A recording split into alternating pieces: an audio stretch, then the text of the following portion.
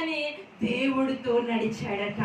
ఇప్పుడు తండ్రి మార్గంలో బిడ్డలు నడవడం మానేసి బిడ్డల మార్గంలోనే తల్లిదండ్రులు అనమంటున్నారు. అలా చెప్పారా అంటున్నారు.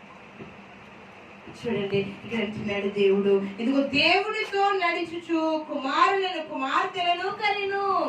మనము నడవాలి, మన పిల్లల్ని నడిపించాలి.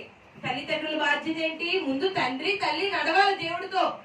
లేదు పిల్లలు సండే స్కూల్ పంపించి అక్కడ పంపించి, ముందు తండ్రి అయిన బాధ్యత. తండ్రి ప్రార్థిస్తే పిల్లలు ప్రార్థన చేస్తారు, తండ్రి తాగొస్తే పిల్లలు తాగొస్తారు.